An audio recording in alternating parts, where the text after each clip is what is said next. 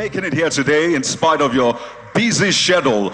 I'll tell you this, the fact that your names will be mentioned as part of those who stood up to be counted when it was time to chart a course for our nation, Nigeria. I'll not be doing this alone. I have with me Ojocho Kutami Eche, who's of course going to be working with me here today as we walk you through this all-important event. My name is Kayode Okikiolu, gentleman of the press, anchor at Africa's News Leader Channels Television, and it is my honor, I must say, to be here with you today.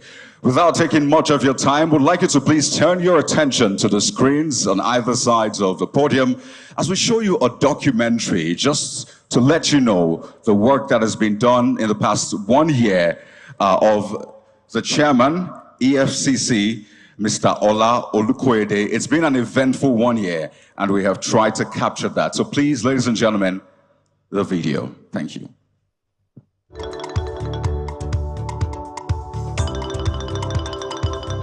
October the 18th, 2023 marked the commencement of a new phase in the evolution of the EFCC. Ola Olukoyede took the reins as the 5th executive chairman of the commission. While his choice by President Bola Tinubu as EFCC chair took some by surprise, Olukoyede assumed office with clear ideas on the direction he wanted to steer the commission. At his confirmation before the Senate, he articulated a three-pronged agenda for the fight against corruption, which are using anti-corruption to stimulate the economy, professionalism, and the rule of law. His first step after assumption of office was to declare his asset and mandated all personnel of the commission to do likewise. It was the first signal that it would not be business as usual. Every one of us will declare our assets. Let's start with that. He soon followed this up with reform of the operational dynamics of the commission, discarding the weaponization of bail conditions, as well as a review of the modalities for sting operations. The restructuring of the commission under Olukoyede witnessed the upgrade of zonal commands to directorates, which are now led by directors. 2 new departments were equally created, the Department of Security and the Department of Fraud Risk Assessment and Control. The latter is charged with reinvigorating the Commission's prevention mandate by proactively fighting corruption in ministries, departments, and agencies. The reform-minded anti-graft Caesar Olukoyede also prioritized aggressive asset tracing and recovery. So far, a total of 248 billion 750 million 49,365 naira 52 kobo, 105,423,190 $39, 53,133 pounds 64 pence, 172,547 euros 10 cents, 1,300 Indian rupees, 3,400 Canadian dollars, 74,859 Chinese yuan, 740 Australian dollars, 170 United Arab Emirates dirham, 73,000 Korean won, 70,821,375 West African CFA, 50 South African rands monetary assets were recovered. Also, a total of 3,455 convictions were recorded in the year under review.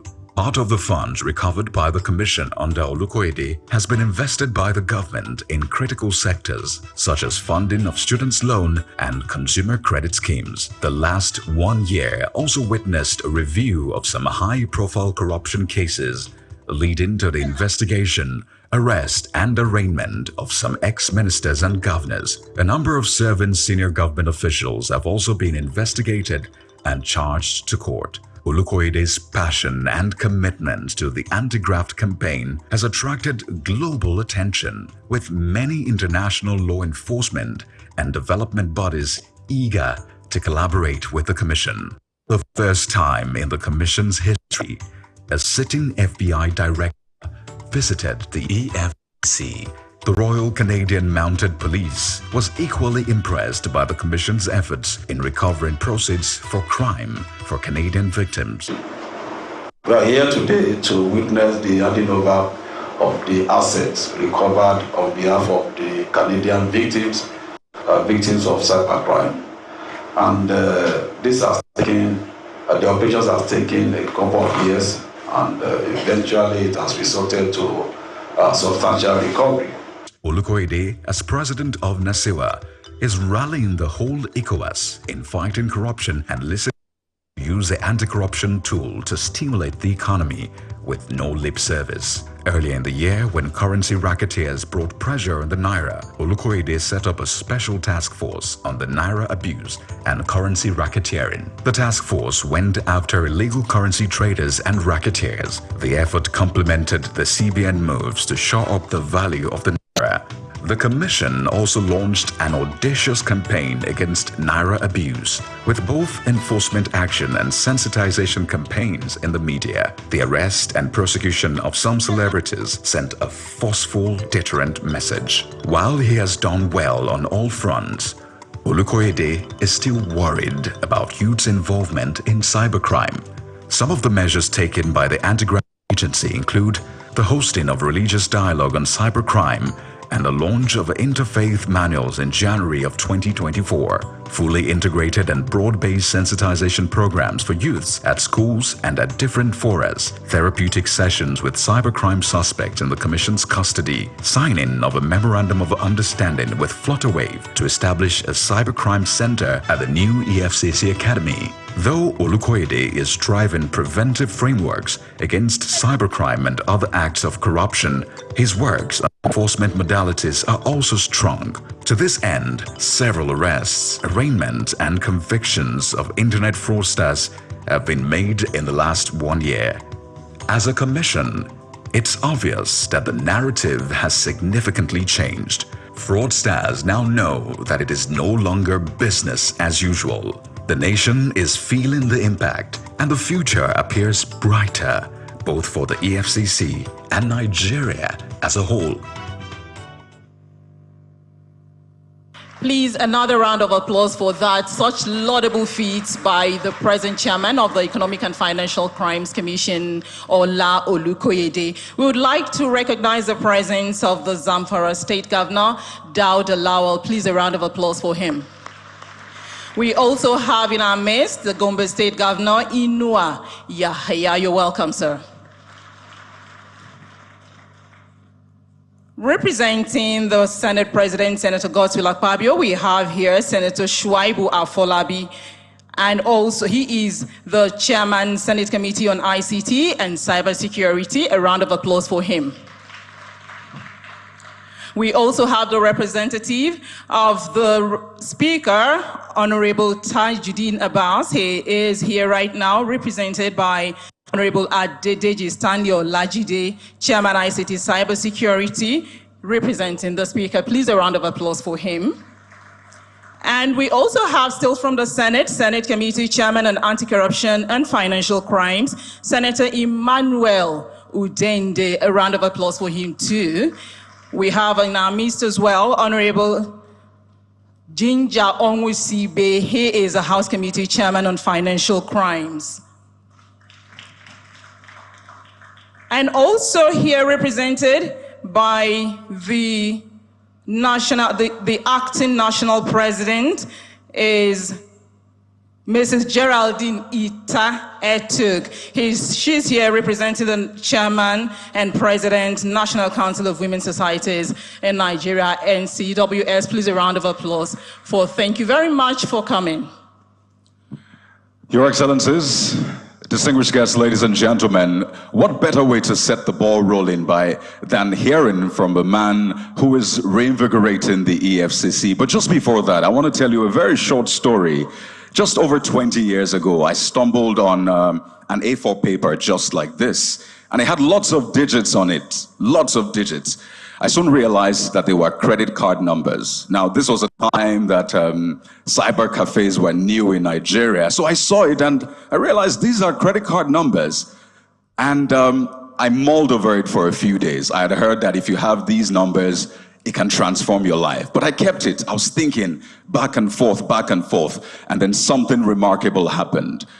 Someone very close to me took that paper and tore it, and I was very hurt. I thought my tickets to making money in the future has been taken away from me, so I was really hurt. But he didn't stop there.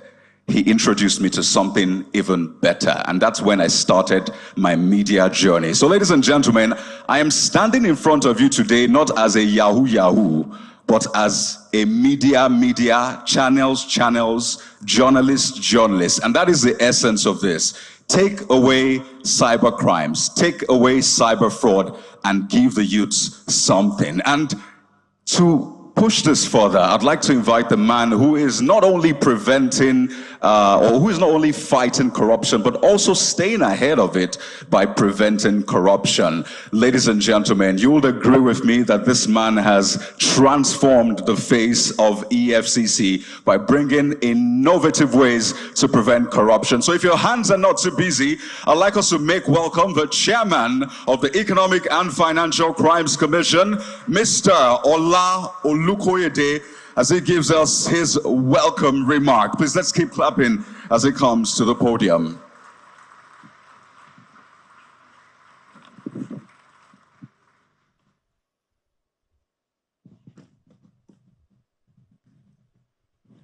Our Excellency, the First Lady of the Federal Republic of Nigeria, Senator Oluremi Tinubu, OON, you're welcome, ma.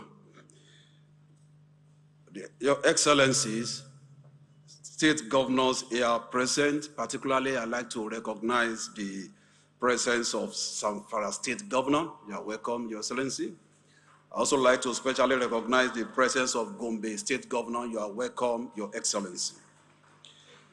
Your Excellencies, other state governors here present that I have not been able to see. Members of the National Assembly here present.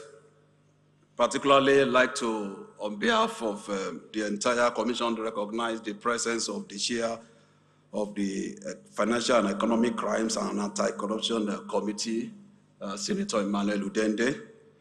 I'd also like to recognize the representative of the Senate President here also present.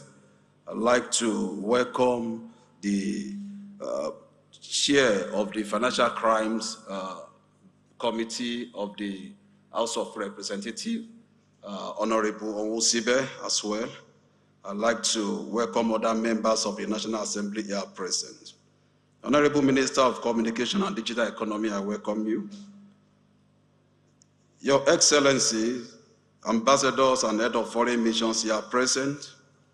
Permit me to also welcome the revered royal fathers, His Eminence Saad Abubakar MNI, the Sultan of Sokoto. You are welcome, sir.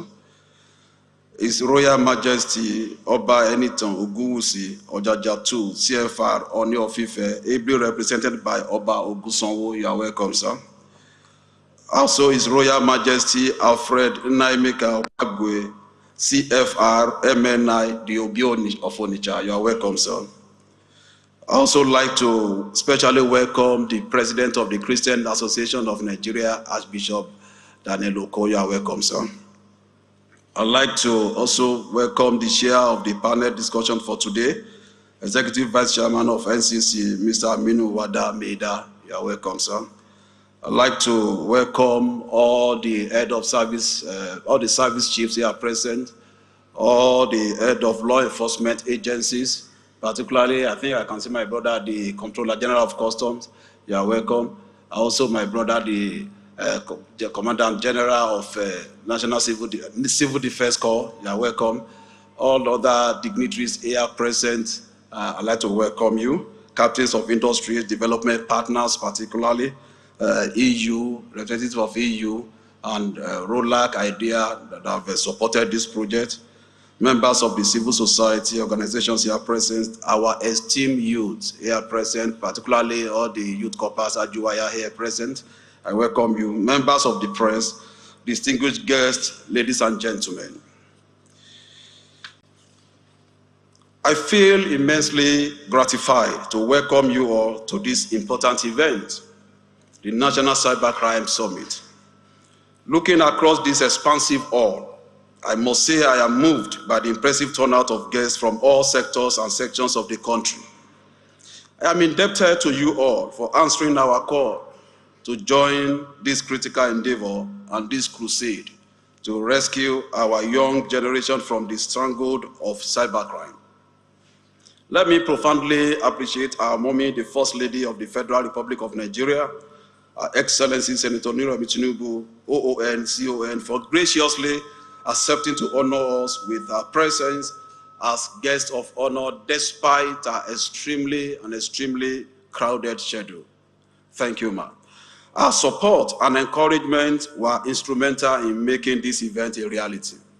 I extend the same courtesies to all the excellencies, particularly the state governor's wife here present. I'd like to salute you, particularly the wife of the chair of the Governor's Forum, Her Excellency Mrs. Abdulrazak. You are welcome, ma. I also like to recognize the wife of the CDS, Chief of Defense Staff. You are welcome, ma. I extend the same courtesy to the state governors here present and other distinguished guests who have traveled from all corners of our country to be with us on this significant national engagement. This occasion calls for sober appraisal and reflection of the state and circumstances of our youth, and by extension, the entire country. The menace of cybercrimes, like most economic and financial crimes, is a burning challenge that we cannot ignore, deny, or wish away. This summit is the second to be organized by this commission this year on the same issue, owing to the overarching need for us to articulate opinions and build greater strength. This time around, we are not only interrogating the problems, we are aggregating workable solutions to it. What alternative do we have for our youth? And that's where it has become imperative to bring the state governors, so that as we are tackling it at the federal level, subnationals will also have a role to play. The enormity of challenges posed to us as individuals and as a country by cybercrimes are grievous. As individuals, youth involvement in these crimes is distorting and corrupting acceptable family values. The tendency towards quick riches no longer positions our young people for enterprise, resourceful intellectual aspirations, and technological innovations. Projections by multiple sources show that the global loss to cybercrimes may reach a staggering $10.5 trillion. As a matter of fact, the research I did earlier this year confirmed that cybercrime has become the third largest GDP in the world, with approximately 2,328 cases occurring daily. The implication of all this is that if left unchecked, cybercrimes portend grave dangers to the entire world. Bringing it to Nigeria, in 2022 alone, Nigeria lost over $500 million to cybercrimes. These are the realities stalking the Commission's fight against these crimes. Cybercrime accounts for a significant percentage of the 3,455 convictions recorded by EFCC in my 1 year as the Executive Chairman of EFCC. A significant portfolio of choice assets have also been recovered and returned to both local and foreign victims of cybercrimes by the Commission. We are not oblivious of insinuations and misconceptions in some quarters that the Commission is concentrating its operational works on the fight against internet crimes. While this narrative is not really true, the fact remains that cybercrime threatens the nation's most significant assets, its reputation, economic well-being. The losses by the financial services sector to cybercrime in the last 3 years is mind-boggling and staggering. We cannot continue to sit idly and watch the integrity of our institutions compromised and our youth degenerate into living lives solely dependent on crime. The future of our nation cannot and will not be allowed to hang in the balance. We must take collective actions against cybercrimes. Talking about alternatives to cybercrimes, there are ample skills that can be optimized for national development.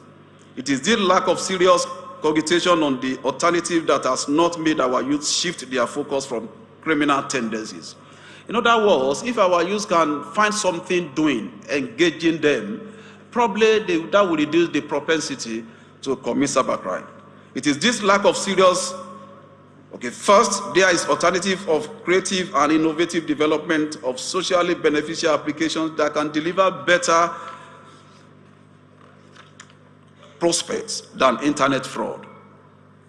Today's event is tailored towards exposing young Nigerians with strong tech skills to the opportunities that abound in various industries and sectors for legitimate wealth creation and honest livelihood. These opportunities can be found in creative industry, tech ecosystem, financial services sector, medical services, and even law enforcement.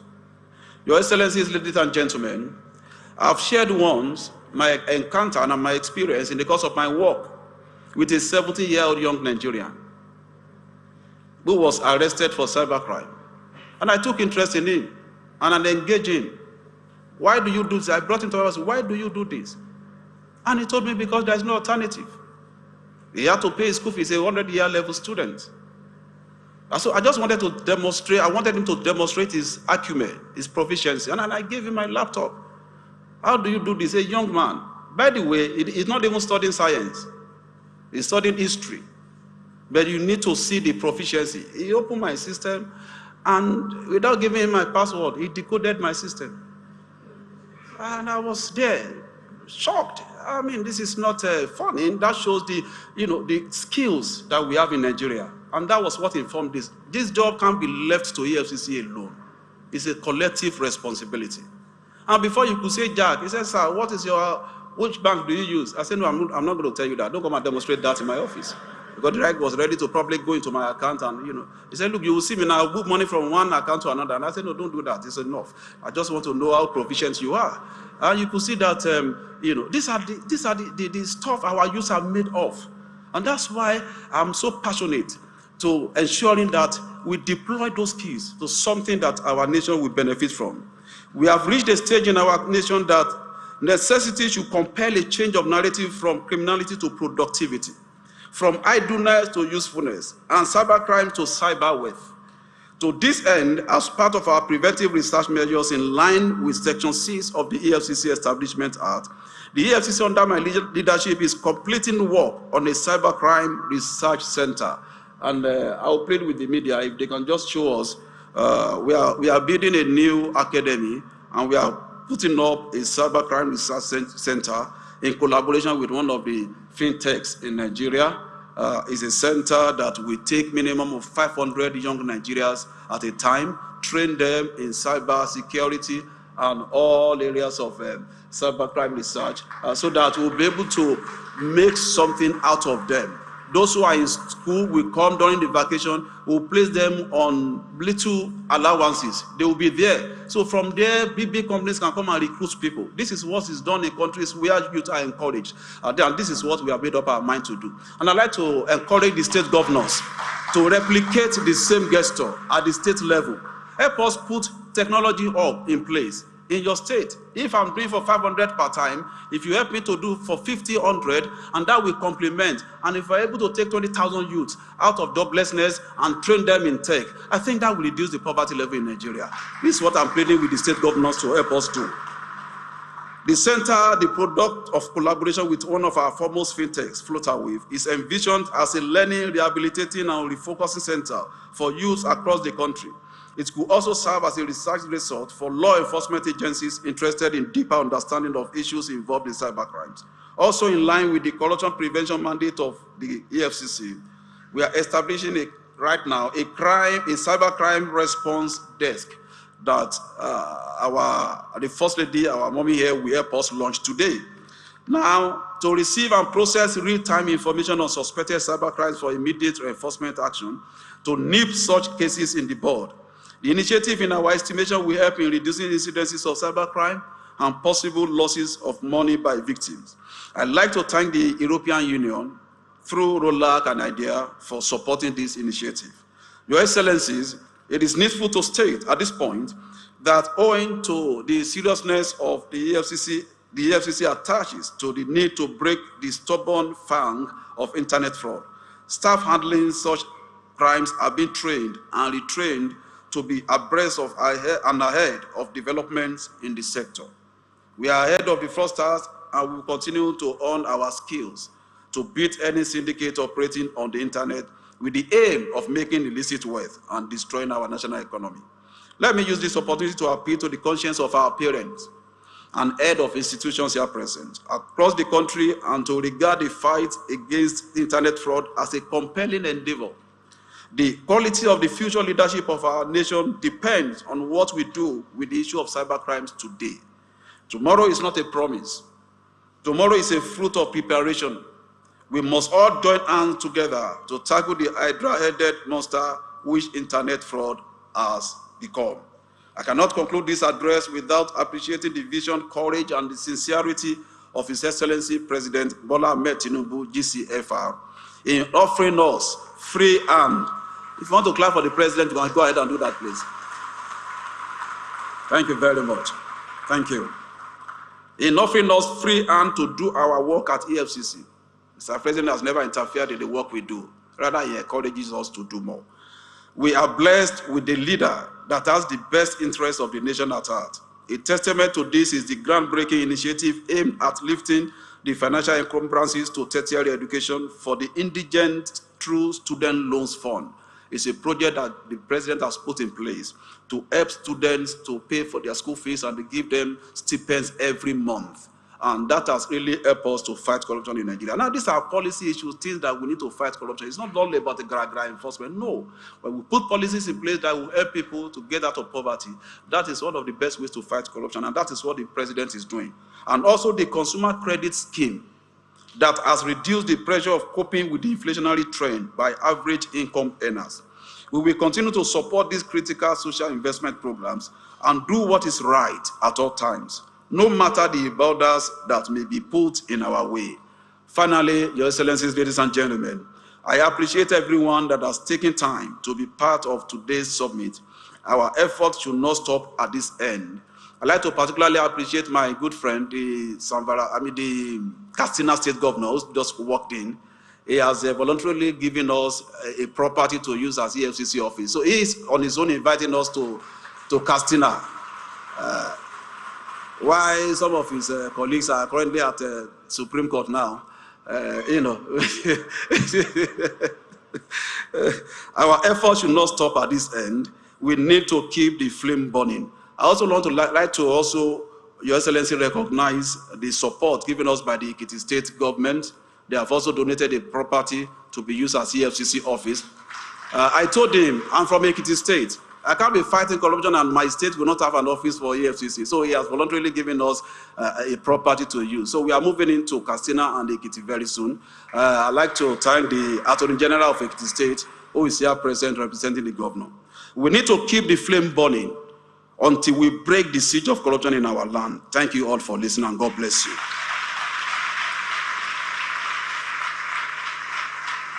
Thank you very much. Please, another round of applause for the EFCC chairman, Mr. Ola Olukoyede, as he makes his way to the seat. Before we begin the goodwill messages, we would like to recognize the presence of the Katsina State Governor, His Excellency Umar Diko Rada. Please, a round of applause for him. We also have in our midst the Director General, National Orientation Agency, Malam Lanre Isaunilu. He's here personally. Please, a round of applause for him as well. We have in our midst the Director General, NTA, represented by Sadiq Musa, Executive Director, Engineering. Sir, you're welcome. Also present is Bashir Adewale Adeni, MFR Controller General of Customs. Please, a round of applause for him as well. And that's not all. We have in our midst Ms. M.M. Usoro, Deputy Governor Operations, Central Bank of Nigeria, CBN. Please, a round of applause for her as well. We move straight to the goodwill messages. Now you see that the EFCC is doing so much, especially under this administration. And we thank God that the president, just as the chairman has said, is not interrupting at all. Rather, he encourages the EFCC to do their job. Moving on to the goodwill messages now, the Minister of State will give, please will really, really implore you to keep to 5 minutes. If you can give us less, we'll really appreciate it. The Minister of State Youth, Mr. Ayodele Olawande, is here personally, and he will come up here to give us his goodwill messages. Please, a round of applause for him as he makes his way to the podium.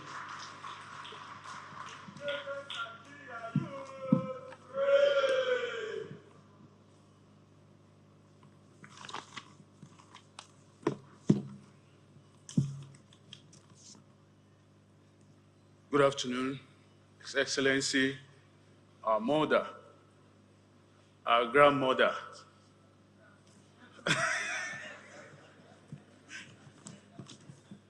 the mommy that has been to our heart so much, the First Lady of Kwara State. I start from the mother side, so the governors show our apology, but you know they are my mother. They are the one backing us. I greet all the governors present. I use the digital farmer governor of Niger State as point of contact. I stand on all other existing protocol, and I say, well done, sir, the chairman of EFCC. The youth of this country, fine, we will have the bad, the good, and the ugly. We will have what we call youth restiveness. We have some of us that believe in apparently what they do, which is wrong. And we are coming from a place whereby we see Economic and Financial Commission as an agency that is against us. But let me say this. We have made up our mind, and we have said we will reduce the cybercrime in this country. And how do we want to remove it? It's not about all these reduce. It's not about the bombarding of house, doing all those stuff and all that, but bringing up initiatives, ideas that we encourage a lot of young people. We go through different areas, telling them that, see, we know, we believe, and we've heard your voice. The government, for the past years, have been far away from the young people of this country. The government and the young people cannot see the government. They cannot feel the government, and they cannot touch the government. But the government of President Bola Ahmed Tinubu have bring the government close to every young people in this country. And we say it, majority of those people that engage themselves in cybercrime are in the school. 40 million Nigerian youth are students. The president said, I will give you a student's loan. Again, I will give you a stipend so that you can hold on a monthly basis. We won't stop on that. We will try as much as possible to take you to where you don't even want, like we will give you CNG buses, so that transportation from your house to the school will be fair. Any student that is serious-minded, that knows what he's doing, and that really wants to do better and really wants to put things on his table, we know that this is enough, even to calm things down. And the NAS, myself, ourselves, and a lot of organizations have put this sensitization because we believe that what we need is re-engineering our end. What we need is aggressive engagement so that a lot of people that have done this on the platter of they know, we readjust and adjust. The EFCC have come and they have come to stay, and we have made up our mind to support them. When people said that it's because of hardship, fine, there's hardship. Even when we were growing up, there is hardship. Me that I'm standing in front of you, a son of Doman that becomes a minister, it's a product of the hardship that you have worked hard, even in the hardship. And we have already made up our mind that if we can do it, if the president can bring it down to us, we will do everything in our power to bring the government closer to the people. And in engaging all the young people, it will make sure, even as at this morning, I just left Bauchi State, all the things we are trying to do is for them to feel this government, to see this government with the initiatives, with the digital idea, the 3MTT, the NIA, we can engage a large numbers of young people. And the EFCC have done it so well. It has never happened before that planning, engaging to have a digital training center in mostly every other state that gave them the platform to do it. I was in his office even 2-3 months. He called me and we engaged. And everything that we have been doing is how we are going to make sure that the competency in this President Bola Ahmed Tinubu administration to show clearly we have the characters. We can meet the people. They are our people. The Nigerian youth are not criminals. There are good news that can be said about Nigerian youth, that we are hardworking. We have the can-do spirit. Even when the things are down, we have the spirit to hold it to ourselves. We are promising you as a body that we will do everything in our power. We will do everything that we can do to make sure that the Nigerian youth is with you, and we are ready to work together in this system. We will make sure that we start the campaign that we started at Eagle Square the other time. We will make sure that we go to every route and corners of the 774. And let me thank Mr. President for approving a youth house. A lot of people said, what is a youth house to us? We said a youth house is one. We will have a youth house in Abuja that every young people will go. Even if you are jobless, please go there. Go and put it down. We want to know those people that are unemployed. We are partnering with NDE, we are partnering with ITF and others to train, upskill, and even put those people that have no skills and said, now it is time for us to hold this country. Nobody will come and do this country for us. Nobody will come to our doorstep and change the life of this country. We are the Nigerians, and there is no hope from anywhere. The Renew Hope is here. Let us key into the Renew Hope agenda from all aspects, and that is what EFCC is preaching to us. Thank you, and God bless you. The Minister of State for Youth, Mr. Ayodele Olawande Wisdom, thank you so much. We have the largest demographic represented here today, so I just want to do our usual routine. So when I say Copper We, you know what to say. Are you ready? Copper We. I can't hear you. Copper We. One more time. Let's try this again. Copper We. There you go. Let's put our hands together for not just the future, but the present of Nigeria, the youth. Thank you so much, guys. I love the outfit. I wish I could serve again and collect the alawi. It's over 70,000 naira now, I hear. Don't worry, it's coming. Thank you very much once again. We've since had the pleasure of the presence of the chairman of the Nigeria Governors Forum, His Excellency, the Governor of Kwara State, Abdurrahman Abdurazak, joining us. Please let's put our hands together for him. You know, true and lasting success is never the product of individual effort.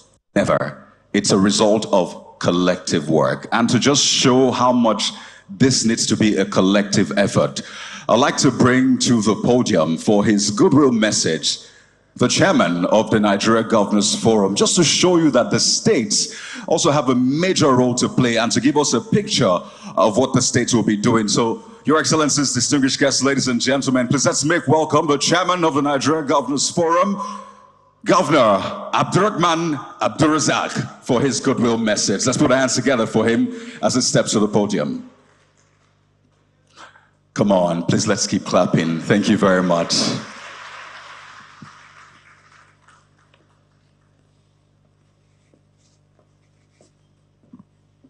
Assalamu alaikum.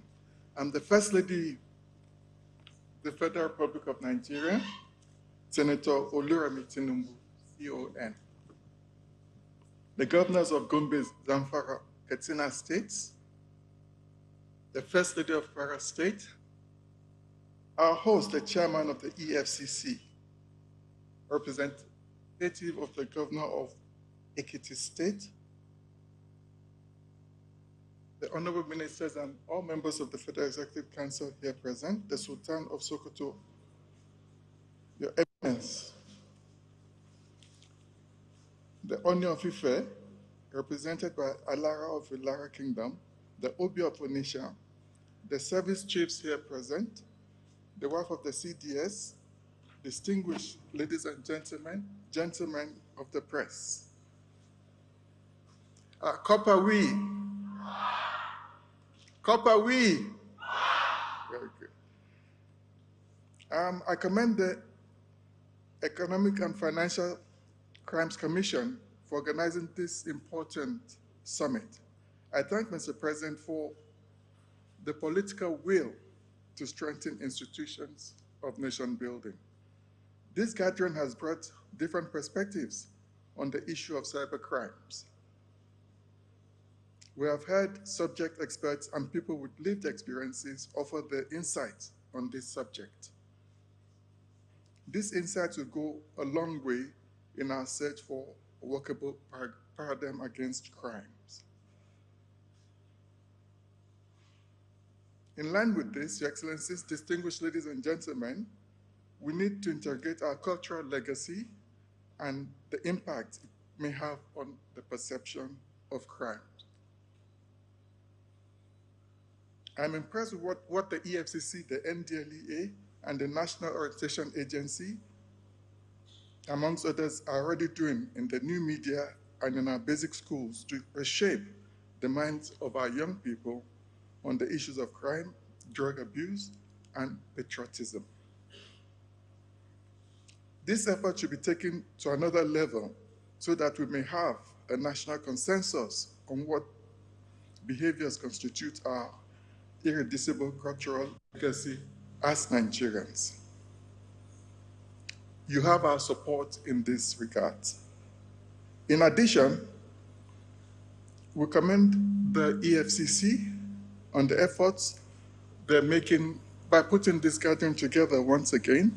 And I'm sure after this summit, we'll all leave here better informed and geared towards improving the perception on cybercrime. Once again, I congratulate the EFCC for initiating this important conversation, and I'm confident the outcomes will strengthen the national campaign against cybercrime. Thank you.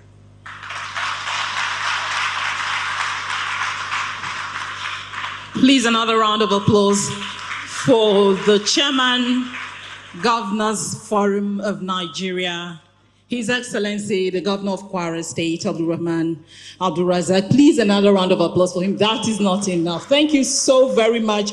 Before we call the next speaker up, we would like to identify the presence of Dr. Imumo Timiagama, Director General, Secretary and Architect Sonny Echono, and Mr. Harris Obole SAN.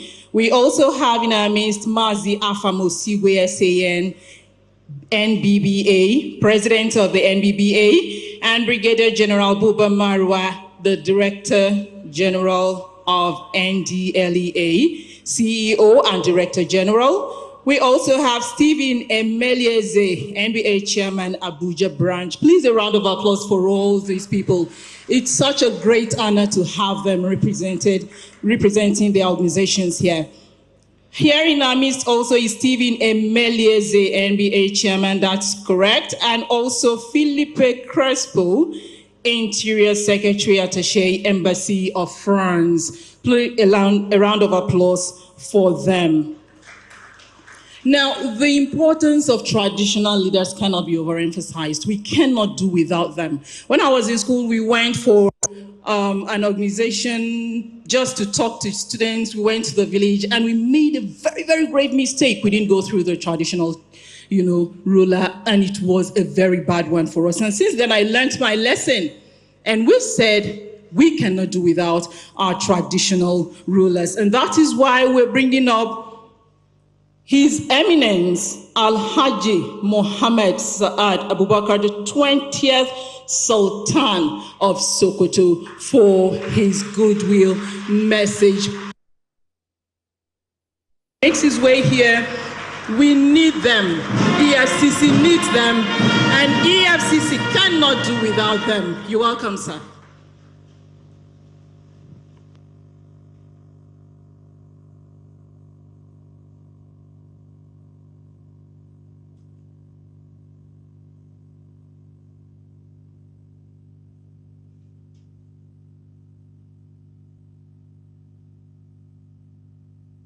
أعوذ بالله من الشيطان الرجيم بسم الله الرحمن الرحيم وصلى الله على النبي الكريم.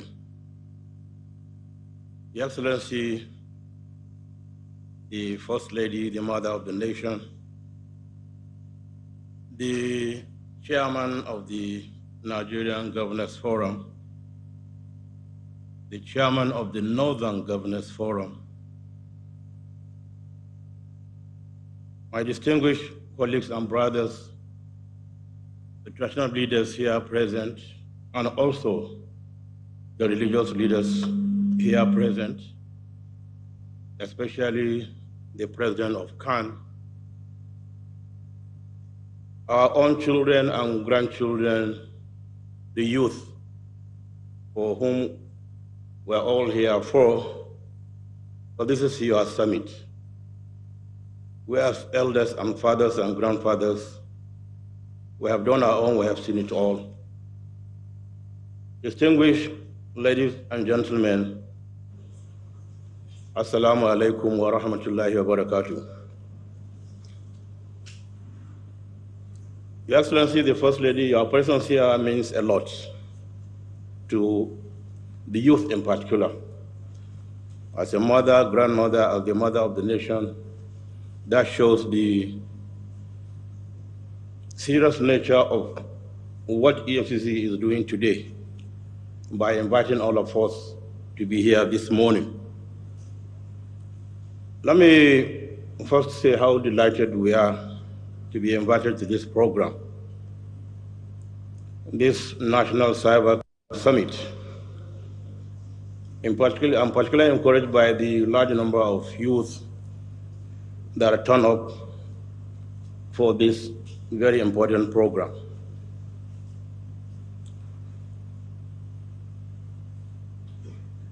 Today, as you're all aware, IT skills are one greater asset that any country can boast of. Some of you may be aware that in 2014, India, which does not have crude oil like Nigeria to export, made more revenue in exporting IT software than what Nigeria did in exporting crude oil. So those of you with these IT skills represent a strategic asset for our great country. India has used its IT skills not only to the economy, but also used to dominate the Silicon Valley, as you are all aware. IT skills represent the future fortunes of countries, and therefore represent, as the youth, the future wealth of this country. So the burden also on your shoulders. As we had this morning, you are not just the leaders of tomorrow, you are the leaders of today. And that's why we're all gathered here for your sake. Unfortunately, some youth with IT skills have used these skills to commit cyber crimes, use the skills very negatively. This has very serious consequences for the youth, not only for the youth, but also for the country itself. First, the criminal activities eventually, the criminal perpetrators will eventually be caught, no matter how long it takes, and will lose all the fortunes and their names they think they have gathered.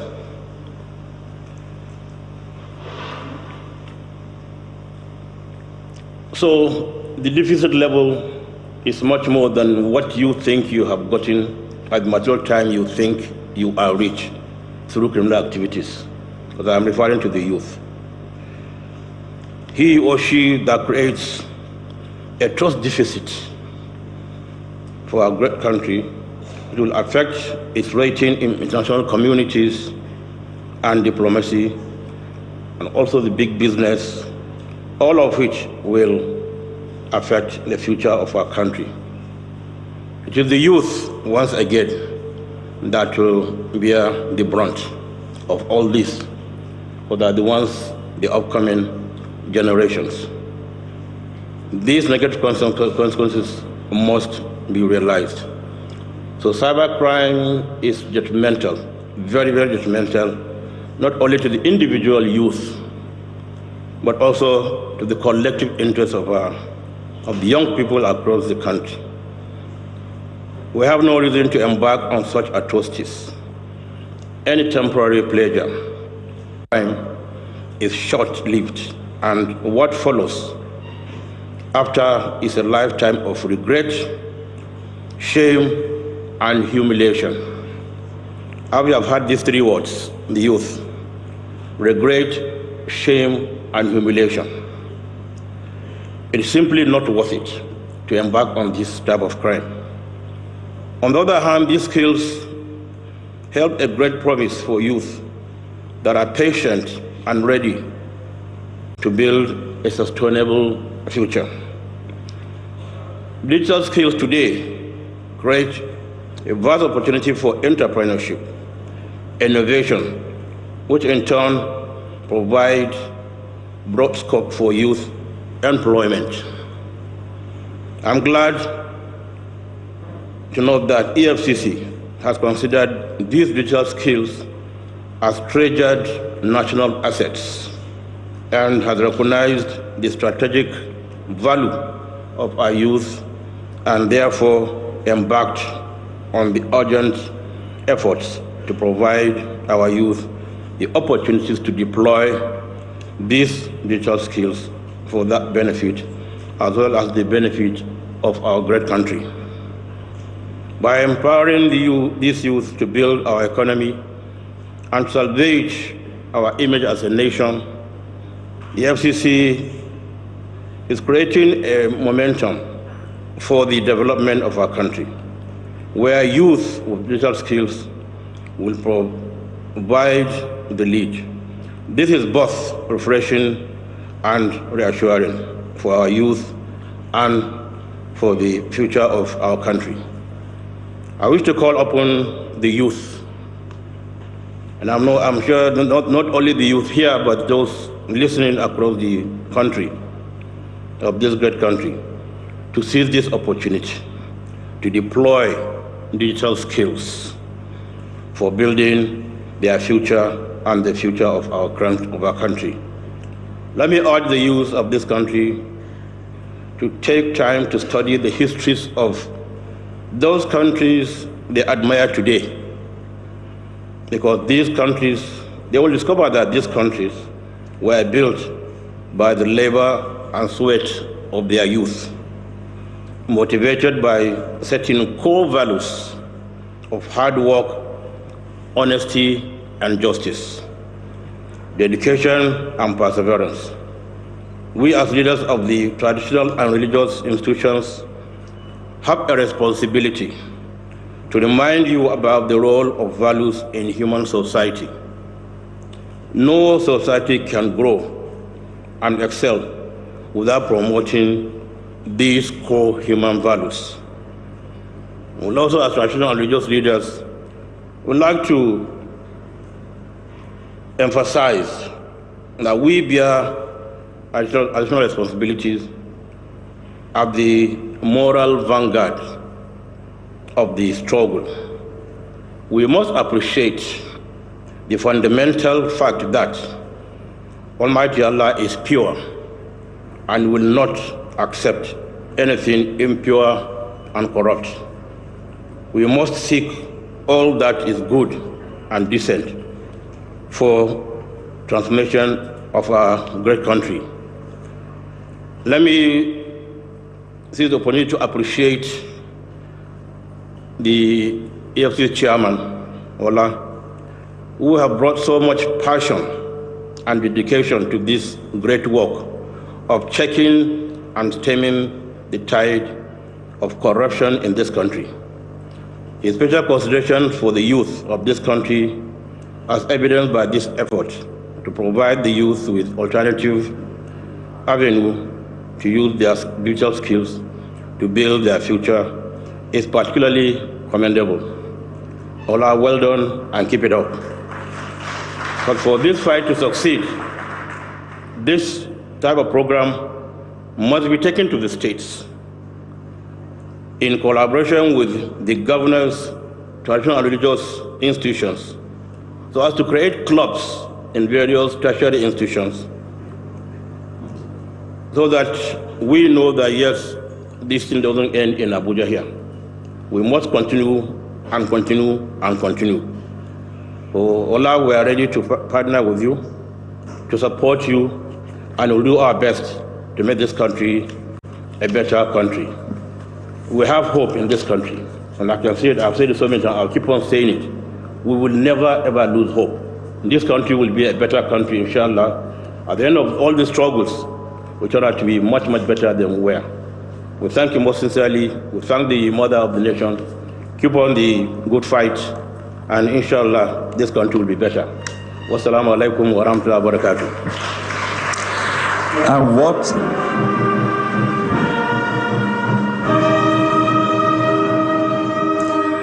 what better can you have from a father than his blessing and his support? Please, once again, let's put our hands together for His Eminence, Alhaji Muhammad Saad Abubakar III, CFR MNI, Sultan of Sokoto. Thank you very much, Your Eminence. But guess what?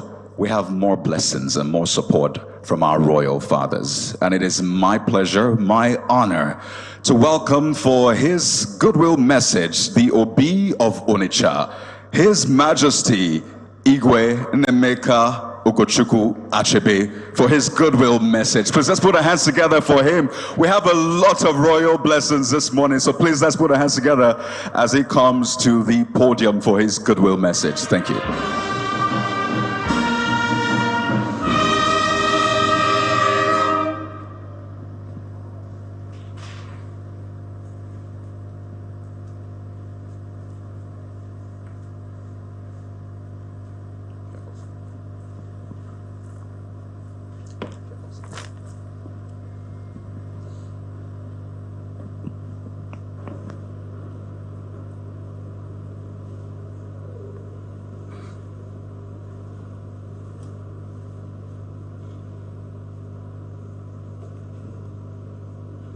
Your Excellency, our First Lady, the Mother of the Nation, Your Excellencies, our governors, the Chairman of EFCC, our host, my royal brothers, Sultan of Sokoto, and others who are present, distinguished ladies and gentlemen, I just realized on arrival here that I have to give a goodwill message, but I'm also under the protection of the MCs, because they said speak for 5 minutes or even less. So I'll try and speak for even less than 5 minutes. But on a serious note, I'd like to congratulate the EFCC for setting up this summit. The objectives resonate very well, and I'll come back to that. But also express gratitude to the partners, EU and other partners of EFCC in mounting this program. And it's very, very appropriate to do, because cybercrime is now international. And I'll come back to that. Technology, particularly ICT, has made the world a much, much, much better place. I think we all agree on that. But because also ICT, because it provides the information superhighway, it also creates opportunity for the socially deviant people to exploit it for crime, which is why we're here today. ICT crime, cybercrime, which is an international business in every manner, because information technology has also broken down physical barriers of countries So you can stay in Nigeria and commit a crime in China through the internet and so on. Therefore, cybercrime must be attacked at two levels. At the international level, through cooperation and participation, as we're here today, with EU and other organizations supporting Nigeria, and Nigeria supporting other countries in identifying their own criminals who are in Nigeria, as presented by on the profile of our chairman.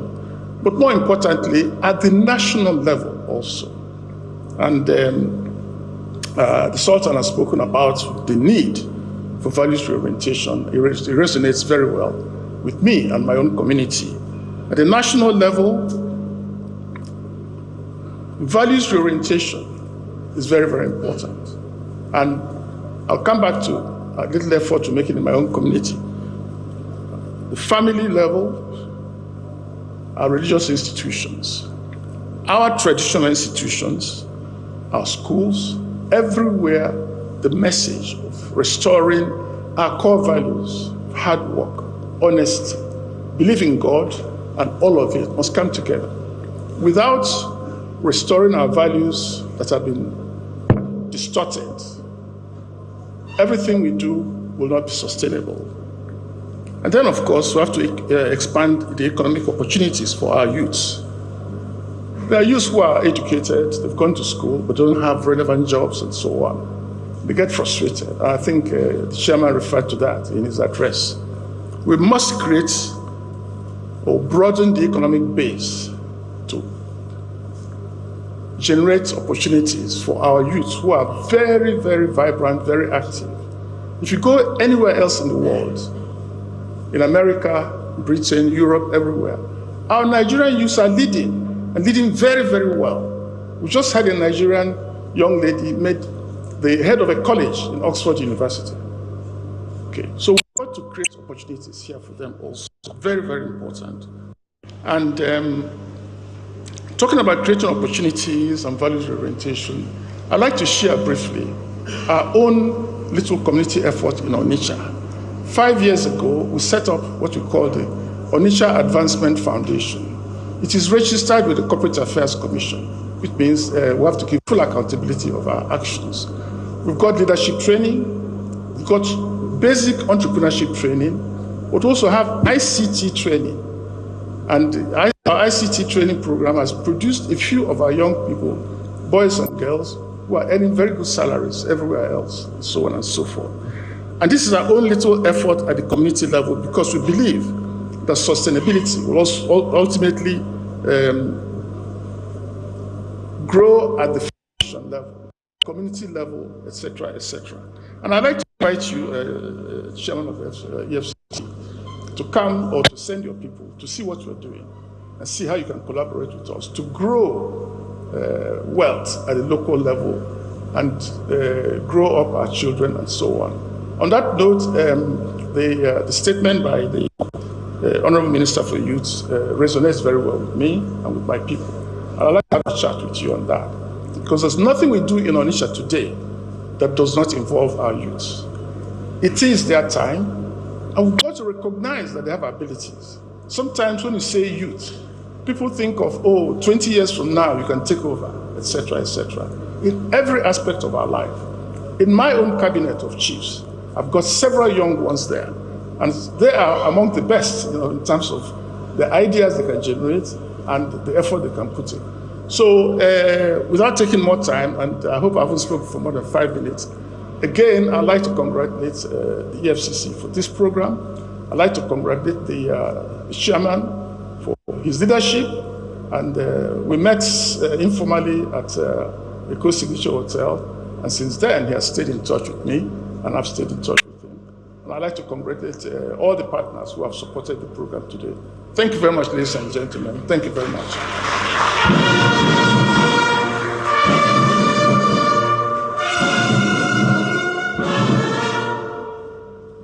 Once again, please let's put our hands together for His Royal Majesty, Alfred Nemeka Achebe, the Obi of Onitsha. You can tell His Majesty is tech savvy. He approached the podium, he unlocked his phone and read everything from his phone. So it's not just young people that are tech savvy, royal fathers are also tech savvy. Please, once again, let's put our hands together for them, for championing that cause. Well, we have more blessings from our royal fathers. I did tell you that it's one of the best things you can get from your father, a blessing and the hand of support and fellowship. And representing His Royal Majesty Oba Ogunwusi Ojaja II, the Oni of Ife, His Majesty Oba Dr. Olufolarin Olukayode Okunsanwo, the Alara of Ilara Kingdom, Epe, Lagos. Let's put our podium for the Goodwill message.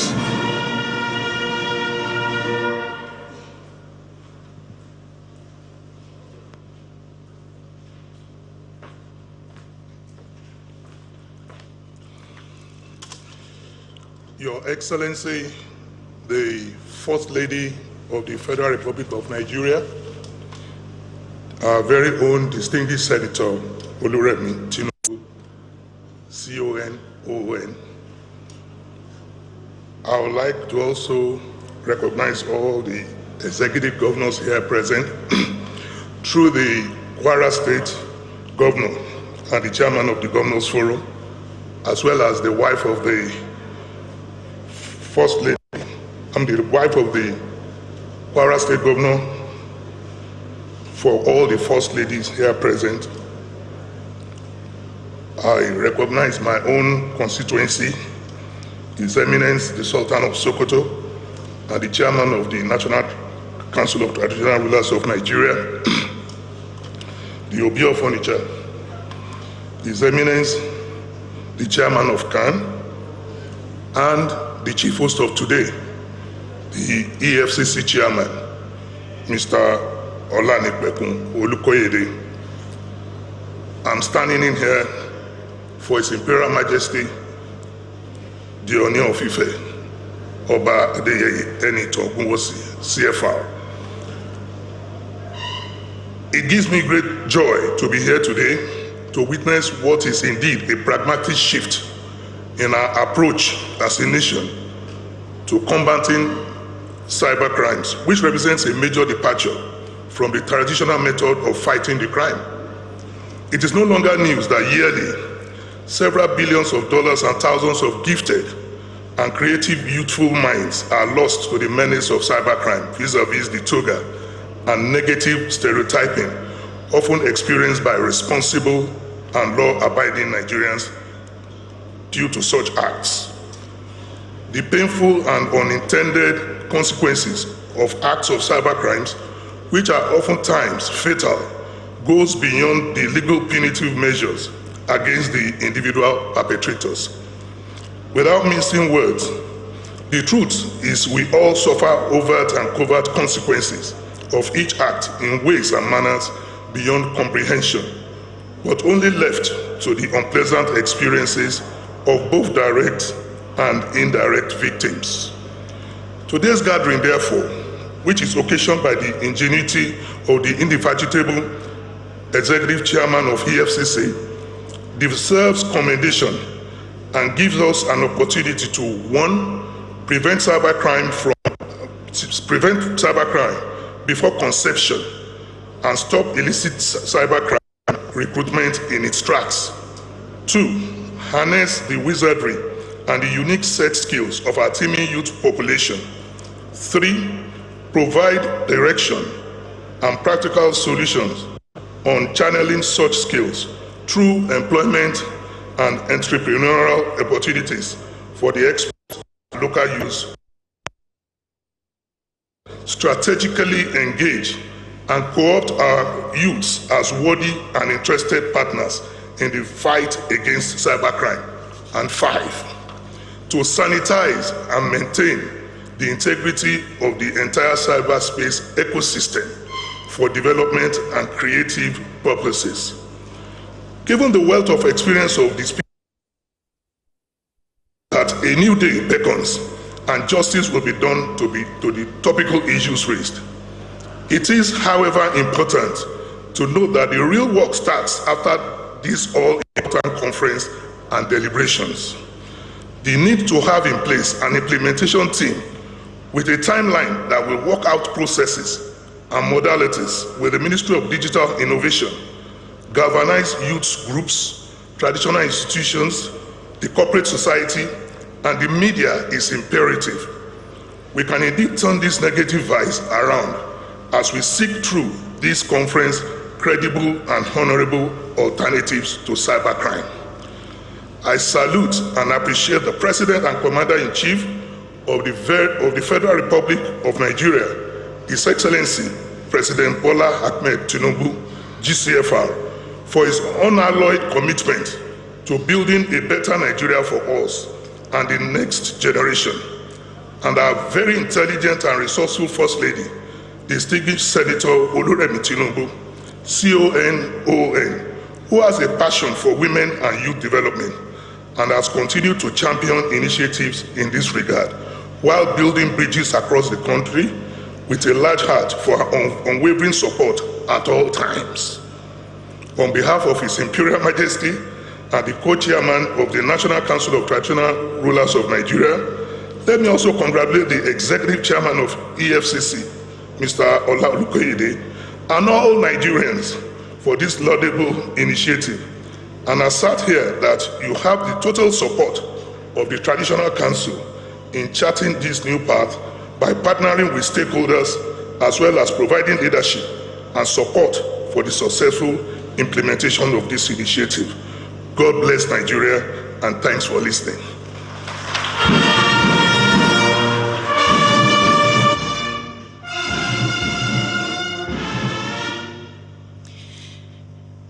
What a blessing. Please, another round of applause for him. What a blessing. Truly, just as my colleague said, such blessings this morning from our royal fathers. That was a representative of the Oni of Ife, His Royal Majesty, Dr. Olufolarin Olukayode Ogunsonwu, the Alara of Ilara Kingdom, Ekpe, Lagos. Now, we bring up here for his goodwill messages the president of the Christian Association of Nigeria, Archbishop Daniel Oko. Please, a round of applause for him.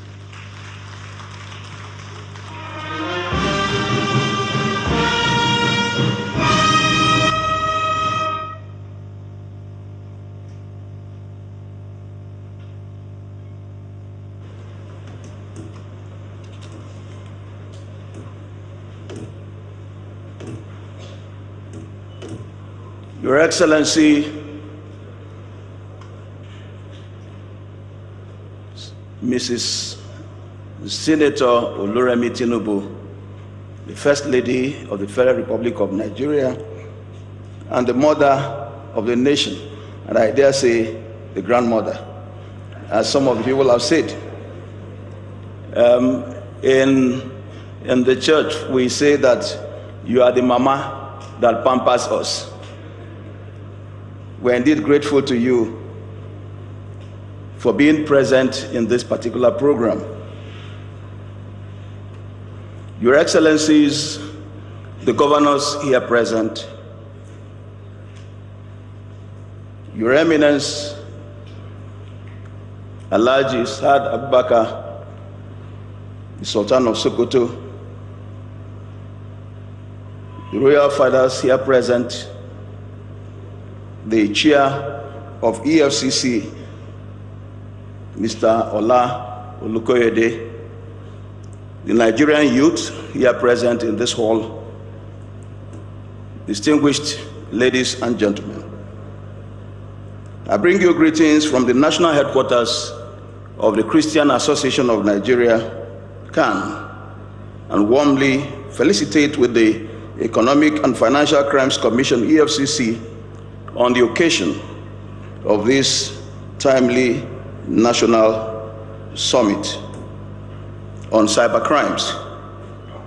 As we gather here today to address the menace of cybercrimes, I commend the EFCC for its unrelenting efforts geared towards combating financial crimes and protecting Nigeria's integrity both at home and abroad. Cybercrimes pose significant threat to our national security, economy, and the very fabric of our social lives. And I feel very much encouraged by the actions and the efforts of the present chairman of EFCC, our dear brother. A number of times I had conversations with him.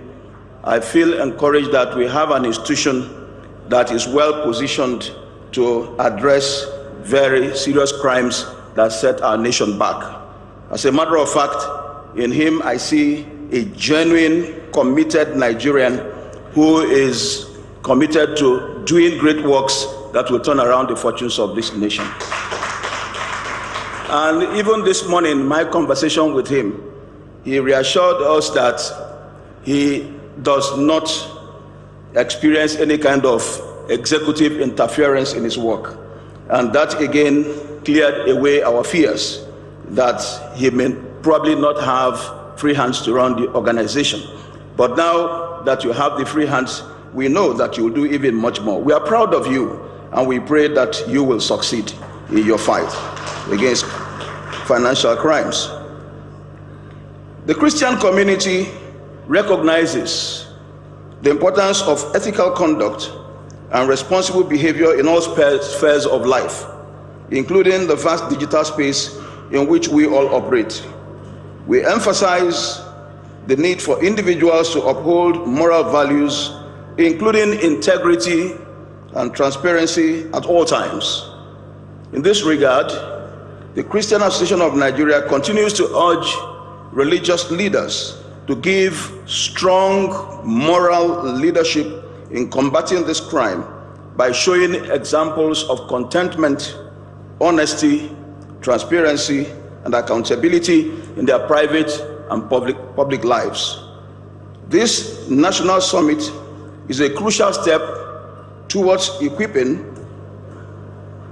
stakeholders with knowledge and strategies needed to combat cybercrimes. Consequently, I urge participants to engage actively, share expertise, and foster collaborations that will further strengthen Nigeria's cybersecurity and, by extension, our national security. As a people of faith, we commit to supporting initiatives that promote those timeless values as honesty, transparency, accountability, compassion, contentment, and dignity, and to collaborating with the agencies and knowledgeable individuals in this battle so that Nigerians will enjoy safety and security that fosters sustainable development. The fight against cybercrime is a battle that must be won, and must be won in record time. I am therefore hopeful that this summit will grant Nigeria a major breakthrough in the fight against cybercrime, so that all of us will feel safe and will also feel proud that we are Nigerians and we are capable of taking our country to the next progressive level. I'd like to, at this time, thank again the First Lady for being present and for showing motherly care to the young people. Your presence here reassures the young people in this hall that they have it tomorrow. And from the Christian community, we continue to pray for the young people.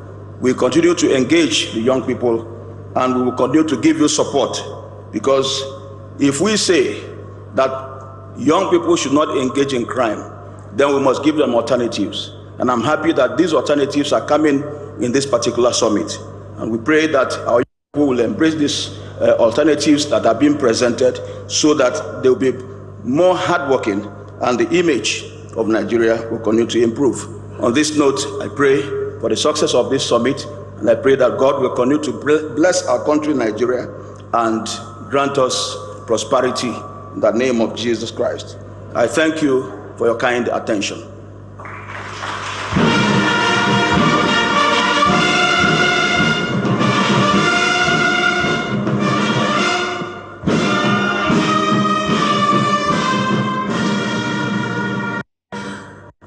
The President of the Christian Association of Nigeria, Archbishop Daniel Oko, thank you so much.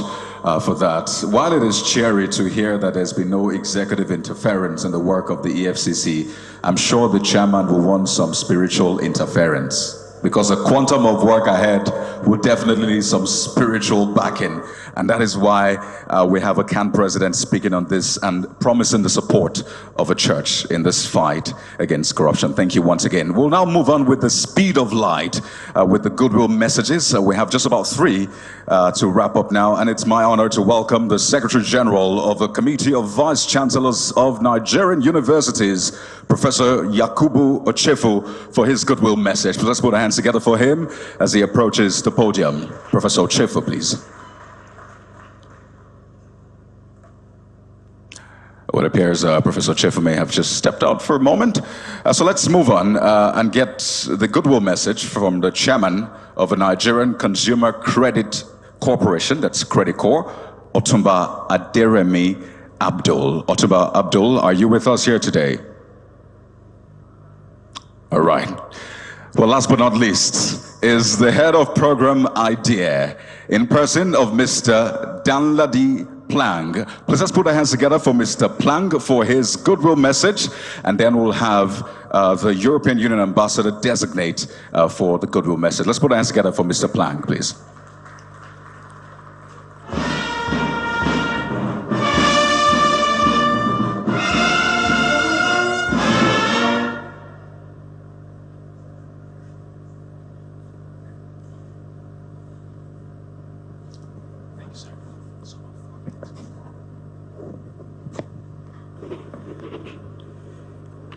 Your Excellency, the First Lady of the Federal Republic, Your Excellencies, governors that are here, Your Excellencies, members of the National Assembly, Your Excellencies, our traditional rulers that are here, distinguished ladies and gentlemen. It's always very difficult if you're asked to speak as the last person, especially when traditional rulers and elders have spoken. It's difficult to say something that is different from what they would say. But permit me, on behalf of International IDEA, our Regional Director for Africa and West Asia, to commend the efforts of the Economic and Financial Crimes Commission for organizing this very important event. And I join those that have spoken earlier on to say that we are strongly behind you to support you in this endeavor and all the other work that you are doing to fight economic and financial crimes and corruption in Nigeria. As has been said earlier, cybercrime is not a Nigerian problem alone. It's a worldwide phenomenon.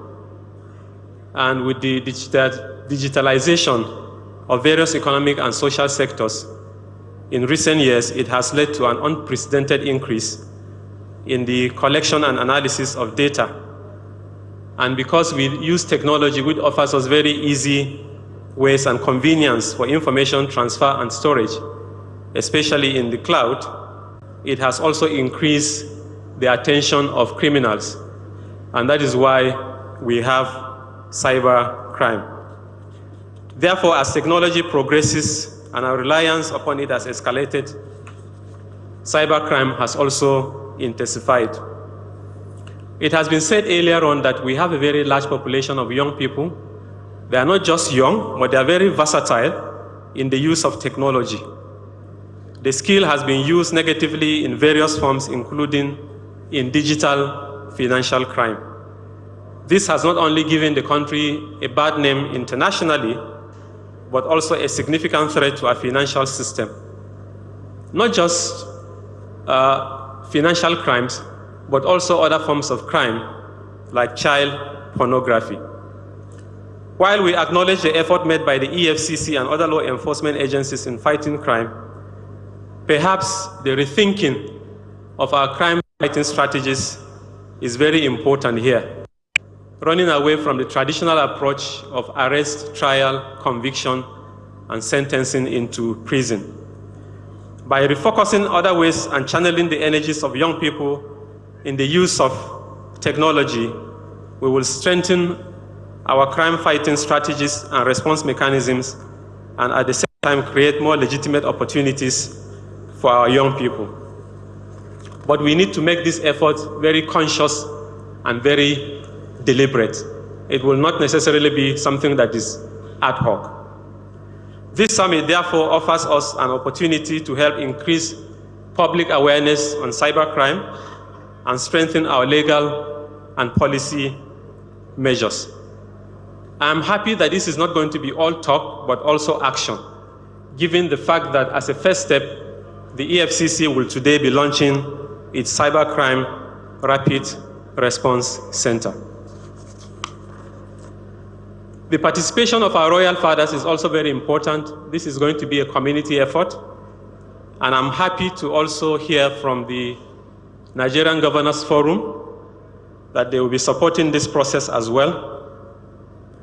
You know, sometimes when you read our newspapers and you see some of the stories, you will wonder whether we are at war.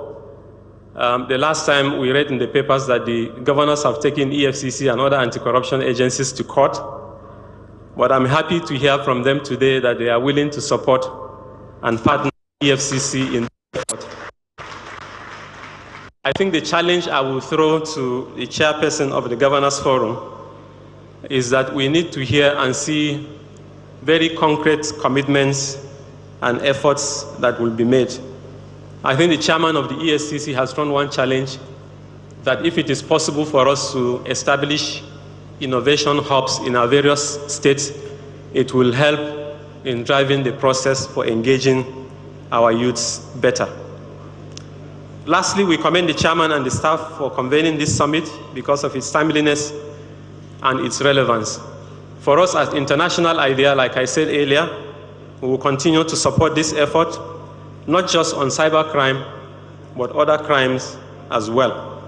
We believe that your success is the success of the country, and if you fail, the country fails. So we'll continue to support you. Thank you very much for listening.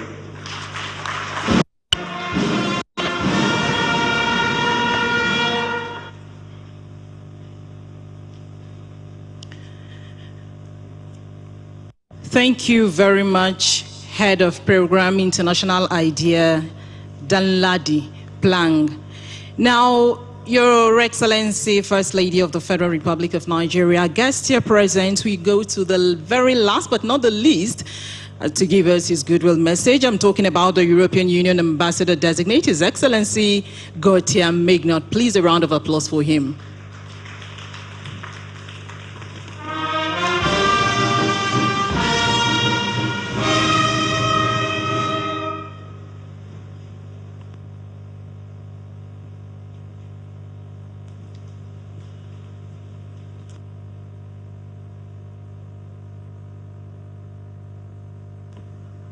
Okay, seems like His Excellency, European Union Ambassador Designate, is not here present with us. Indeed.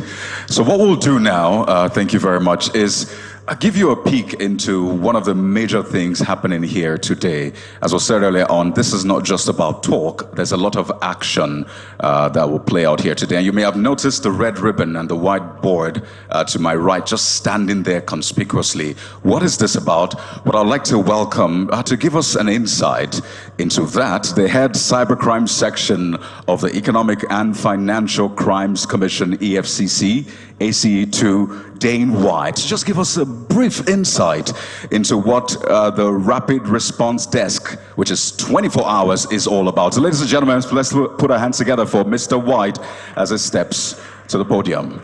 Just for the next 2 minutes, he'll give us an insight into this. Thank you.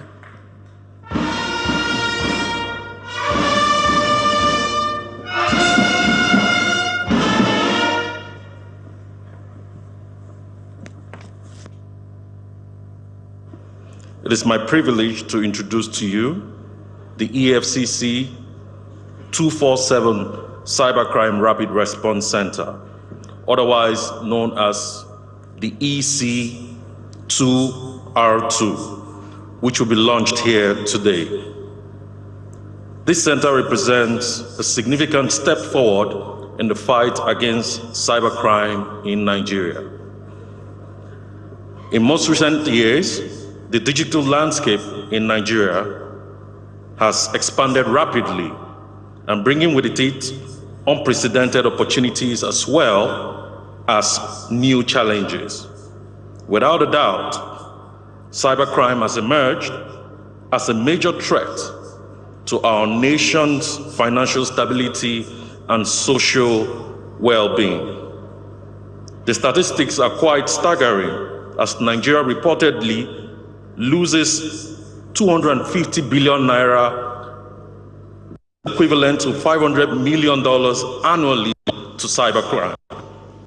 These losses stem from various malicious activities, including online fraud, phishing, identity theft, attacks on the financial institutions in the country, as well as the national IT infrastructure.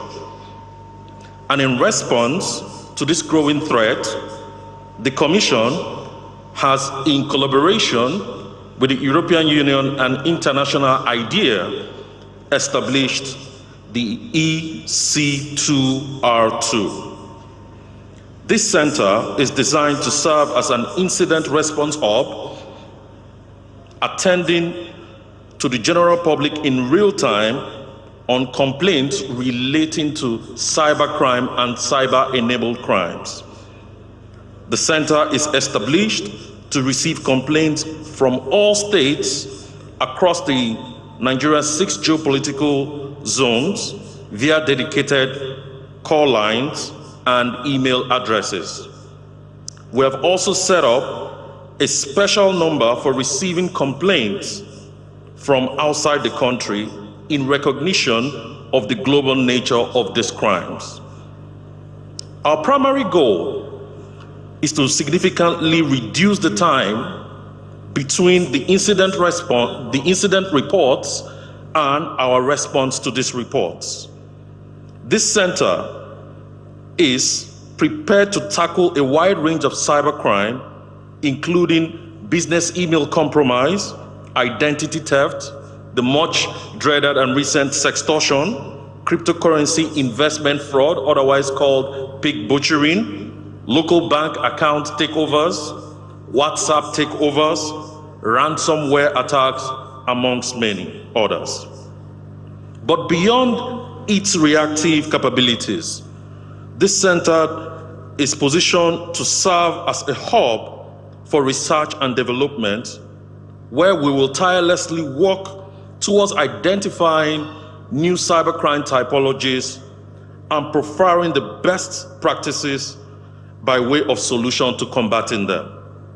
Ladies and gentlemen, the launch of this center marks a new chapter in our fight against cybercrime in the country, and also in our commitment in protecting the Nigerian digital space, as well as the activities of our citizens online.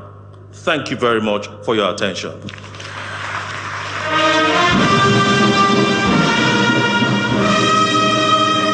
Well, we did tell you that this is history in the making, the beginning of, well, a different future for the fight against corruption. And to do us the honors of this launch this morning, would like to please invite Her Excellency, the First Lady of the Federal Republic of Nigeria, Senator Oluremi Tinubu, CON, and the Chairman of the Economic and Financial Crimes Commission to first launch the Rapid Response Service, and then we'll have the message from the First Lady. So just before the First Lady gives, yes ma'am, we'll launch it first, and then we'll hear from the First Lady, please. So Chairman, please through that step. Thank you, Your Excellency.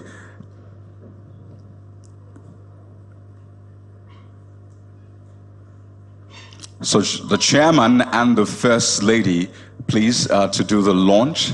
Thank you very much.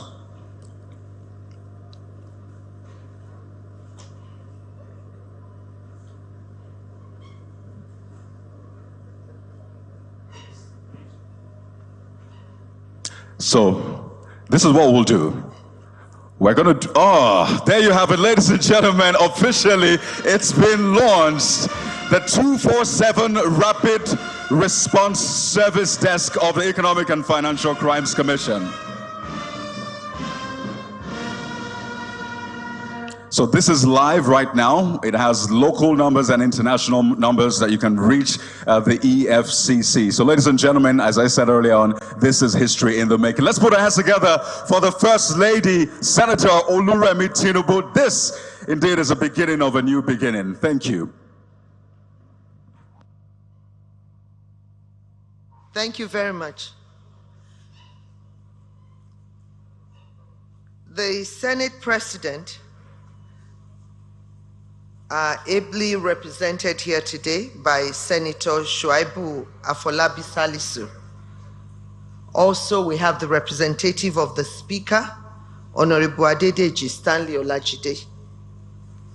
The Senate Committee Chairman on Anti-Corruption and Financial Crimes, Senator Emmanuel Udede.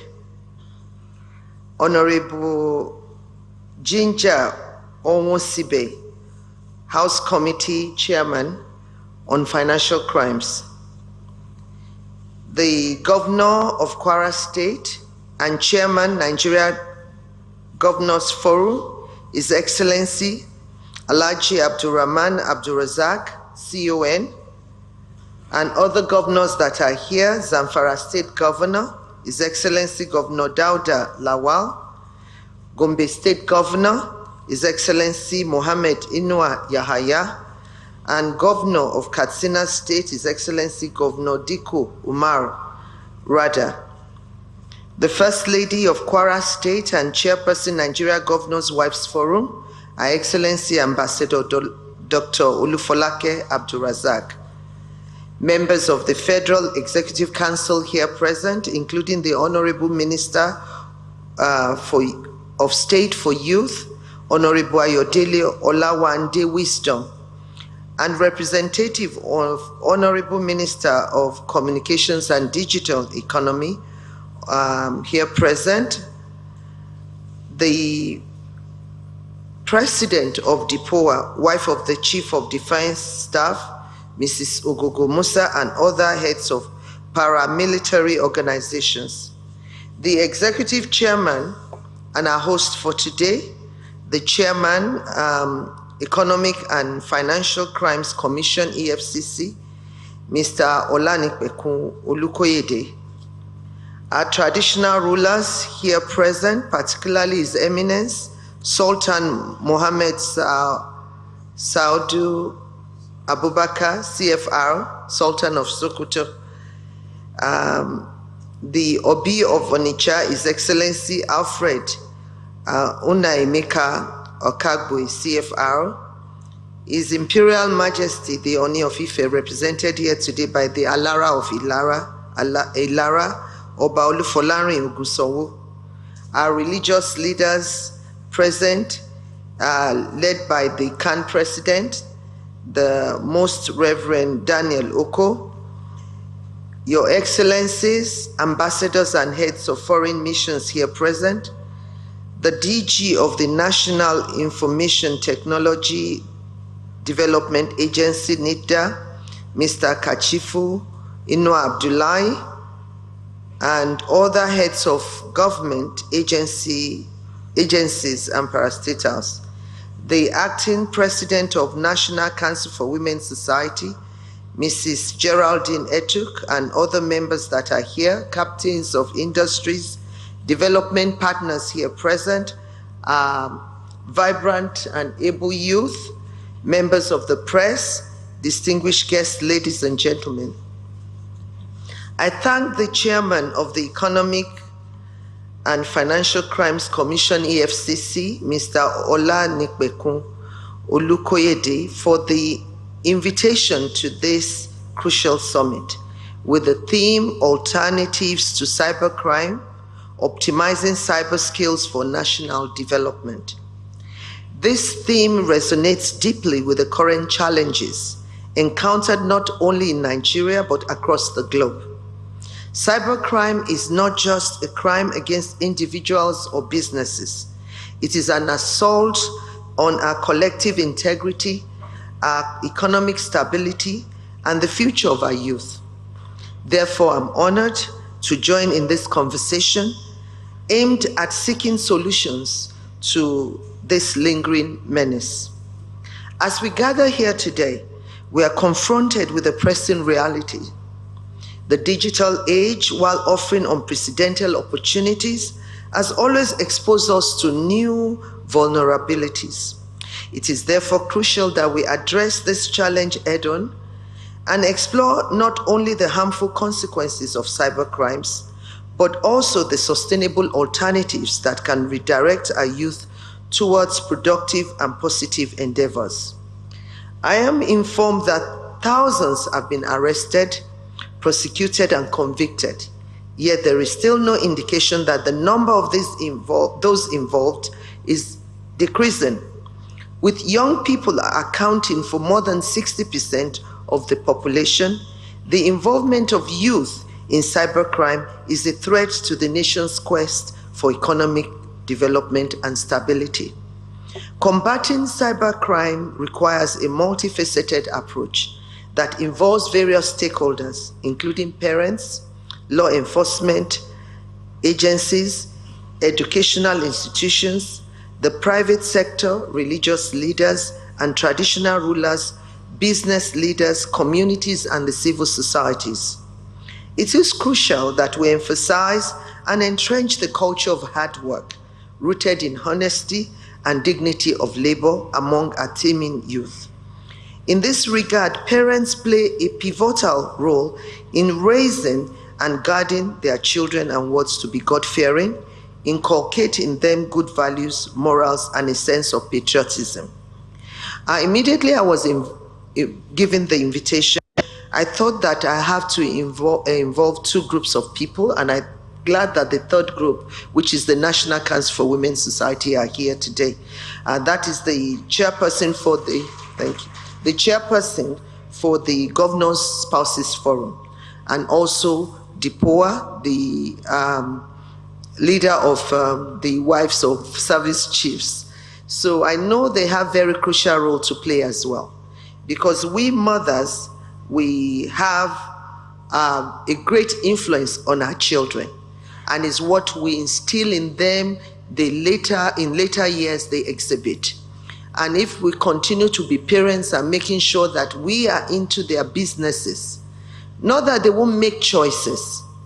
I'm a mother, and like the Minister of Youth started that, I'm also grandma. I received that, and I thank you with that. But still we have a lot to do, because we are the children's first teachers. So what we do really matter. And our religious leaders that are here, I'm a Christian, and I see a lot of prosperity teaching. I'm going to call out the youth minister today, being a teacher too, and your grandma. It was late. One of the things, I don't care about anything in life, but for me, time is very precious to me. People don't know. It's the most expensive commodity you can get around.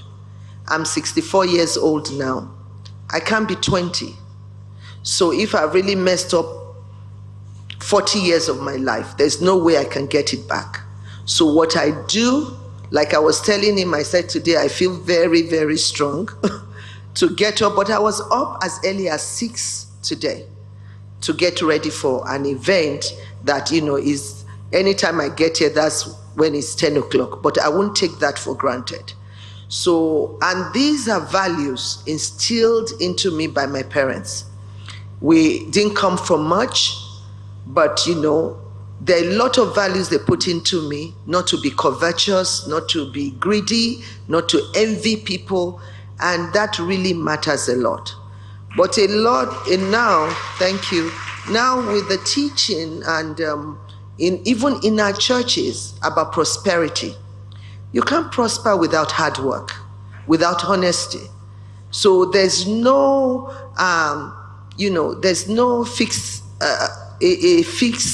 set of values to that. than for you to work hard and make sure that you are honest in what you do, because at the end of the day, there's always a repercussion. So I have all these women here so that we can also translate it when we get to our various states, for the wives of governors and also for the wife of the chief of defense staff, to take it to their various barracks. I know during campaign, I used to campaign for myself in the day. We go into the barracks and I see a lot of activities going on. And I believe in all these places. And National Council for Women's Society, they also have presence across the state. So this is for you as well to take back. It is crucial that we emphasize and entrench the culture of hard work rooted in honesty and dignity of labor among our teeming youth. In this regard, parents play a pivotal role in raising and guiding their children and wards to be God-fearing, inculcate in them good values, morals, and sense of patriotism.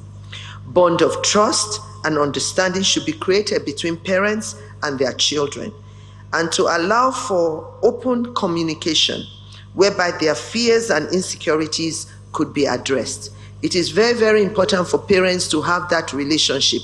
Not that don't let your children be afraid to tell you what they want to try. You know, no matter how difficult, even if you see it's not even good, go along with them. Let me go with you and let me see what you have to do. Be their friends. That's how I've raised my children. Not that they won't go out and make their choices, but they know where I stand on this. So we don't let them go. We keep supporting them. Even when they fall, we try to pick them up. Don't be judgmental. Try to love them through until they find themselves. As a mother, I am of a strong opinion that it is of utmost importance to instill in our children and youth the essence of ethical and religious values. The Holy Bible in Proverbs 22:6 says, "Train up your child in the way he should go, and when he's old, he will not depart from it." Parents must model responsible behavior themselves. We must take proactive steps about renewing and redirecting the minds of our youth towards productive and honest living in our daily interactions with them, and always be present. We must always bear in mind that Nigeria is all we have. Hence, the need for all to work towards to sustain the glory of our nation. As pointed out in the scriptures, that the profit of the earth is for all. The king himself is served by the field. This is in Ecclesiastes 5:9. When I first came across this scripture, it blew my mind in the essence that whatever is here, Nigeria, whatever we get from Nigeria, that's where we all eat from. So it's very, very important that we have that in mind, and we can't really abuse the commonwealth of our people. As leaders in our various endeavors, we must realize that the Commonwealth of Nigeria is for all of us to benefit. Hence the need to assist and guide our youth to engage in positive online activities rather than resorting to cybercrime. We cannot risk the dangerous possibilities of having many of our youths and creative talents excluded from active involvement in national developmental efforts. Criminal conviction has grave implications, as felons are denied some rights and privileges under the Constitution. No economy can thrive if its most active and talented youths are sold to crime. At the level of the government, the current administration led by President Bola Ahmed Tinubu GCFR is not oblivious of the challenge of youth involvement in cybercrime. Efforts are already being made to address this situation. In his national broadcast on the occasion of Nigeria's 64th independence anniversary, the president announced plans to convene a national youth summit. Without preempting the agenda, I can say with certainty that some of the issues for discussion today will feature in the summit. Also, through the Renewed Hope Initiative, which I chair, we have empowered women and youth through trainings and grants for small businesses, scholarships for undergraduates, and other social investments. To our youth, The choices you make today will define your future and the future of Nigeria. I urge you to choose honesty, integrity, and hard work, as it truly paves the way for lasting success. At this juncture, I want to appreciate the efforts of the chairman of the EFCC, Mr. Ola Olukoyede, and his team for the zeal that they have shown in the fight against corruption over the last 1 year, and the renewed commitment to curb cyber crimes in Nigeria. I say well done, sir. I formally declare the Economic and Financial Crimes Commission National Cybercrime Summit open. I thank you for your attention, and God bless our youth. God bless the Federal Republic of Nigeria. And before I get down, I'll tell a little joke when the EFCC chairman invited, asked to see me at the residence. I was like, what did I do? God bless you. Thank you. Her Excellency, please, would like to crave your indulgence, ma. Please do not go just yet, because you are not just the mother of the nation, you are now the grandmother of the nation. So we'd like to take some pictures with you. So I'd like to invite the chairman of the EFCC,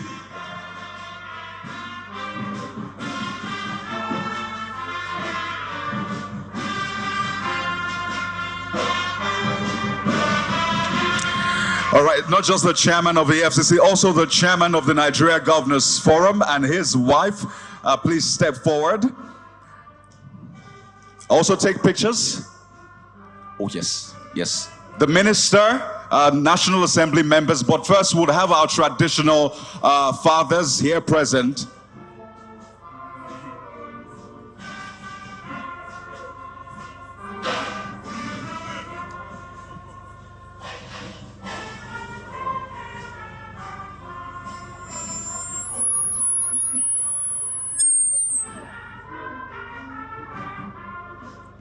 All right, so we can have our traditional fathers join us. The CAN president as well, the Christian Association of Nigeria president, kindly join.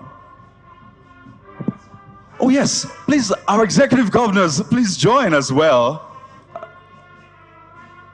The governors of Gombe, Katsina, and Zamfara, right after this.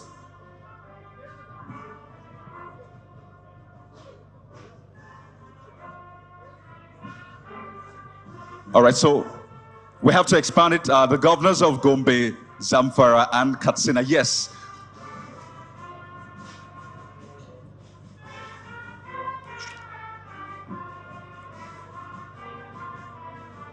All right, we'll have to thank our traditional rulers. Please, you can have your seats, your royal highnesses. Thank you very much, and the CAN chairman.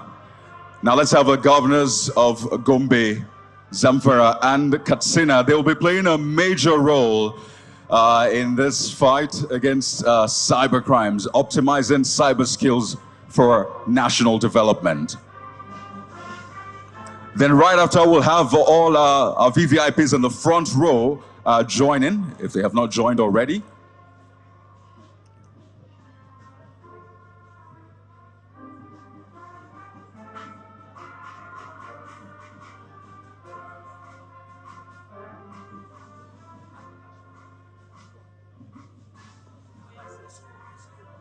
All right, thank you very much. Just a final one. Would like First Lady to please stay. The chairman of the Nigeria Governors Forum, please stay. And his wife, please don't go just yet. The chairman of the EFCC and the minister of, you can't go minister, but thank you very much. So we'll have the First Lady, the chairman of the EFCC, chairman of the Nigeria Governors Forum and his wife, and the Honorable Minister of State for Youth, please.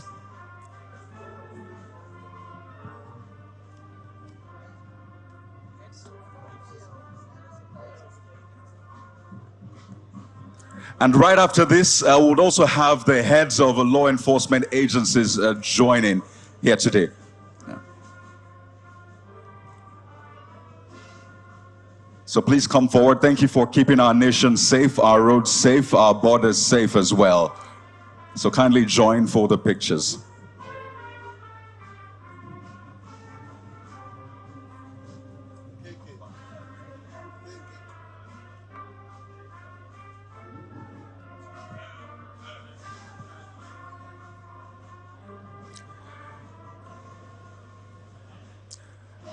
All right, Your Excellency, the First Lady of the Federal Republic of Nigeria, Senator Oluremi Tinubu, would like to thank you so much for your time here today and for sharing from your heart, really, as the mother and now the grandmother of the nation. So it's just one final picture, I understand. The Minister of State, please join quickly. Thank you.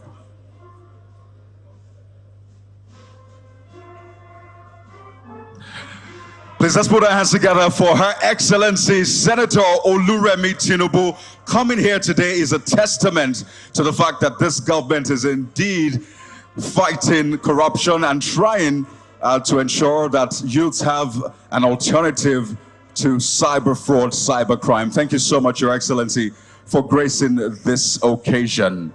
Thank you so much. Please let's put our hands together for Her Excellency Senator Oluremi Tinubu. It's not every day that you have her with us today. Well, it's my pleasure to now announce that it's time for our tea break. We have just a few minutes to stretch our legs and network a bit, but please wait for Her Excellency to leave, and then we can also all leave for the tea break. But please, let's wait a few moments for her to finish with the formalities. Thank you.